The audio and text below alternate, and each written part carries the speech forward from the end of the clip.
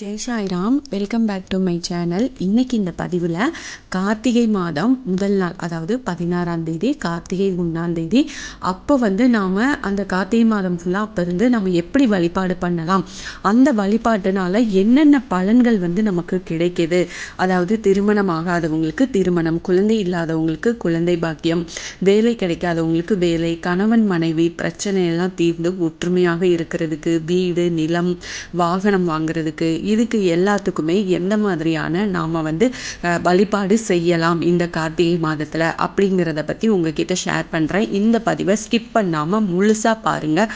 அப்போ தான் உங்களுக்கு ரொம்ப பயனுள்ள பதிவாக இந்த பதிவு இருக்கும். என்னோட சேனலுக்கு தொடர்ந்து சப்போர்ட் பண்ணுங்கள், லைக் பண்ணுங்கள், ஷேர் பண்ணுங்கள், கமெண்ட் பண்ணுங்கள். ப்ளீஸ் மறக்காமல் சப்ஸ்கிரைப் பண்ணுங்கள், பெல் ஐக்கானை கிளிக் பண்ணுங்கள். கார்த்திகை முதல் தேதி அப்படின்னாலே நம்ம சபரிமலை ஐயப்பனுக்கு மாலை போட்டு போகிறது தான் நம்ம நினைவுக்கு வரும். ஆனால் கார்த்திகை மாதம் சிவபெருமான், முருகன் இவங்க 2 பேருக்குமே வழிபாட்டுக்குரிய மிகவும் ஏற்ற மாதம். இந்த கார்த்திகை முதல் தேதி அன்னைக்கு இந்த ஆண்டு மிகவும் சிறப்புக்குரிய நாளாக இருக்குது. இந்த நாளில் மிக முக்கியமான வழிபாடு ஒன்று செஞ்சு வந்தோம் அப்படின்னா நமக்கு ஏற்படும் எல்லா விதமான பிரச்சனைகளும் நம்மளை விட்டு நீங்கும். இந்த வழிபாட்டை நம்பிக்கையோடு செஞ்சால் மட்டும் நிச்சயமாக பலன் கிடைக்கும்.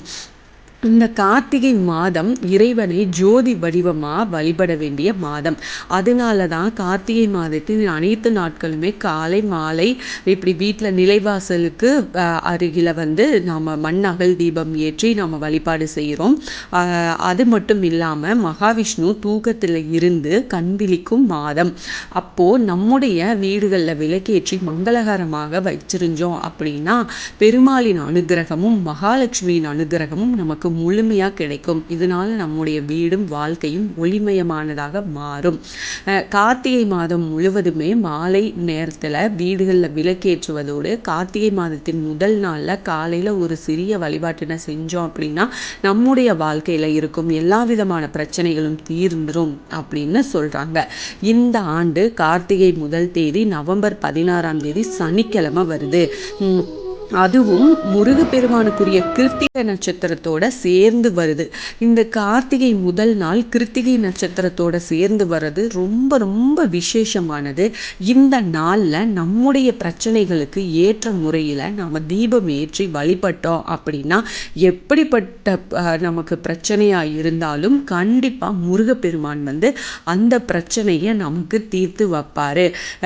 இதுக்காக நீங்கள் பக்கத்தில் இருக்கிற முருகர் கோயில் போய் இப்போ நான் சொல்கிற மாதிரி இந்த வழிபாட்டு முறையை செஞ்சு பாருங்கள். நிச்சயமாக உங்களுக்கு கை மேலே பலன் கிடைக்கும். வேலை கிடைக்கணும்னு நினைக்கிறவங்க உங்கள் வீட்டுக்கு பக்கத்தில் இருக்கிற முருகர் கோவிலில் இருக்கும் முருகர் பெருமானுக்கு இந்த வழிபாட்டினை நீங்கள் செஞ்சுட்டு வாங்க. இதுக்காக நம்ம வீட்டில் இருந்து அவல் தீபம், நல்லெண்ணெய், பஞ்சுத்திரி எல்லாத்தையுமே எடுத்துகிட்டு போயிடணும். நீண்ட நாட்களாக அதாவது முயற்சி செஞ்சுட்டு வர்றீங்க, வேலையே கிடைக்கல, எல்லா பரீட்சையிலையும் நீங்கள் பாஸ் செஞ்சு, அதாவது இன்டர்வியூவில் எல்லாத்துலேயுமே நீங்கள் இது வெற்றி அடைஞ்சும் கூட உங்களுக்கு தகுந்த வேலை உங்களுக்கு கிடைக்கல அப்படின்னு நினைக்கிறவங்க வேலை கிடைக்கணும் அப்படின்றதுக்காக 3 அகல் விளக்குகளை எடுத்துட்டு போங்க. முருகர் சன்னதியில் ஏற்றிட்டு முருகர் சன்னதிக்கு முன்னாடி அமர்ந்து மனதார வேலை கிடைக்கணும் அப்படின்னு மட்டும் பிரார்த்தனையை மட்டும் முருகருக்கு முன்னாடி வச்சு ஆத்மார்த்தமாக நீங்கள் பிரார்த்தனை பண்ணிக்கோங்க. உங்கள் ரெஷ்யூம் ஏதாவது வச்சுருந்தீங்க அப்படின்னா அதை முருகப்பெருமானோட பாதத்தில் வச்சு பிரார்த்தனை பண்ணி எடுத்துகிட்டு வாங்க.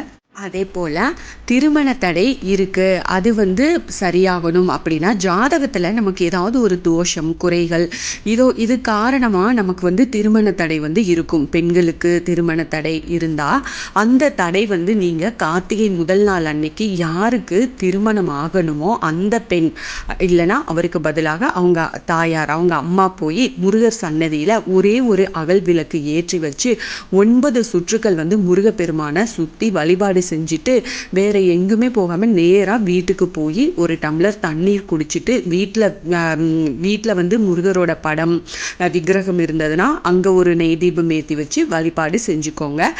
ஆண்களுக்கு திருமண தடை இருக்குது அப்படின்னா அது நீங்கணும் அப்படின்னா திருமணம் யாருக்கு நடைபெறணுமோ அந்த பையன் அல்லது அவங்களோட தாய் தந்தை யாராவது போய் முருகர் கோயிலுக்கு போய் 5 அகல் விளக்கு ஏற்றிட்டு 9 சுற்றி முருகரை வழிபாடு செய்யணும். ஏற்றணும். ஆண்களுக்கு வந்து 5 அகல் விளக்கு ஏற்றணும். இதை வந்து ஞாபகம் வச்சுக்கோங்க.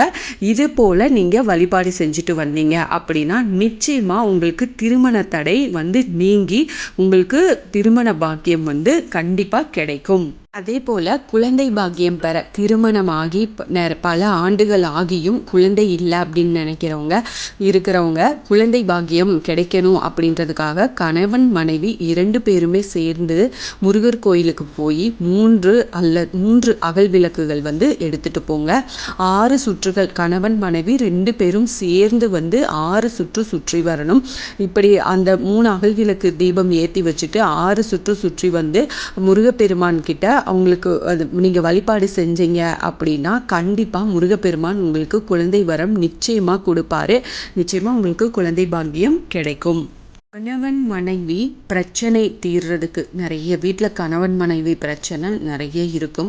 பிரிந்த தம்பதி ஒன்று சேர கணவன் மனைவி பிரச்சனை தீரணும் அப்படின்னா கணவர் பிரிஞ்சு போயிட்டாரு ஆனால் அவர் கூட தான் நான் வாழ்வேன் அப்படின்னு நினைக்கும் மனைவியாக இருந்தால் சரி, அது கணவனாக இருந்தாலும் சரி, முருகர் கோயிலுக்கு போய் 2 அகல் விளக்கு ஏற்றி வச்சு 2 சுற்றுகள் சுற்றி வந்து நீங்கள் வந்து கணவரோட சேரணும், தன்னை சேர்த்து வைக்கும்படி முருகரை வந்து மனதார வேண்டிக்கோங்க.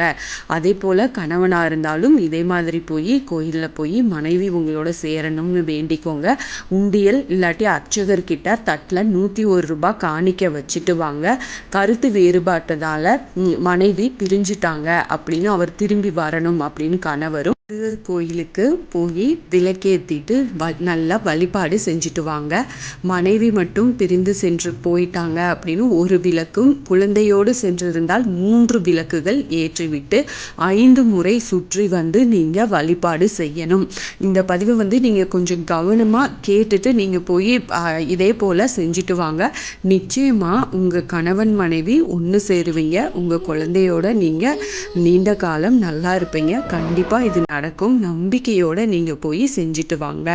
அடுத்து வீடு நிலம் வாங்கணும், வீடு நிலம் வச்சுருக்கிறவங்க வாகனம் வாங்கணும், கார் வாங்கணும் அப்படின்னு நினைக்கிறவங்க நீண்ட காலமாக முயற்சி செஞ்சும் உங்களால் சொந்த வீடு வாங்க முடியலை, கார் வாங்க முடியலை, ஒரு நிலம் கூட வாங்க முடியலை, ஒரு பொருள் எதுவுமே வாங்க முடியலைன்னு நினச்சி வருத்தப்படுறவங்களா இருக்கிறீங்க அப்படின்னா கார்த்திகை முதல் நாள் அன்னைக்கு முருகர் கோவிலுக்கு போய் 3 அகல் விளக்குகள் ஏற்றி வச்சு ஓம் நமோ சரவண பவ அப்படின்னு இந்த மந்திரத்தை சொல்லி நீங்கள் வந்து 3 முறை வந்து முருகப்பெருமானை சுற்றி வழிபாடு செஞ்சுட்டு வாங்க.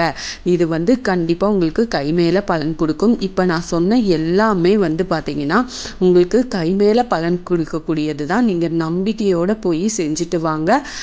ஆத்மார்த்தமாக முருகப்பெருமான் கிட்ட உங்கள் வழிபாட்டை வச்சுட்டு வாங்க. தீபம் ஏற்றி வச்சு வழிபாடு செஞ்சுட்டு வரும்போது நிச்சயமாக முருகப்பெருமான் உங்களோட கோரிக்கையை நிறைவேற்றி வைப்பார். அதனால் நீங்கள் போய் நல்லபடியாக உங்கள் பக்கத்து வீட்டு பக்கத்தில் வந்து கோயில் இருக்குது அப்படின்னா இதை போய் செஞ்சுட்டு வாங்க. Thank you friends. இந்த பதிவு உங்களுக்கு பயனுள்ளதாக இருக்கும் அப்படின்னு நான் நம்புகிறேன். இதில் ஏதாவது சந்தேகம் இருக்குது அப்படின்னா என்கிட்ட கண்டிப்பாக கேளுங்க. நான் வந்து உங்களுக்கு பதில் கொடுக்குறேன். என்னோட சேனலுக்கு தொடர்ந்து சப்போர்ட் பண்ணுங்கள், லைக் பண்ணுங்கள், ஷேர் பண்ணுங்கள், கமெண்ட் பண்ணுங்கள். ப்ளீஸ் மறக்காமல் சப்ஸ்கிரைப் பண்ணுங்கள், பெல் ஐக்கானை கிளிக் பண்ணுங்கள். இது போல் ஆன்மீக பதிவுகள் எனக்கு தெரிஞ்ச எல்லாத்தையும் உங்ககிட்ட நான் ஷேர் பண்ணிக்கிறேன். Thank you friends. மீண்டும் அடுத்த பதிவில் சந்திப்போம்.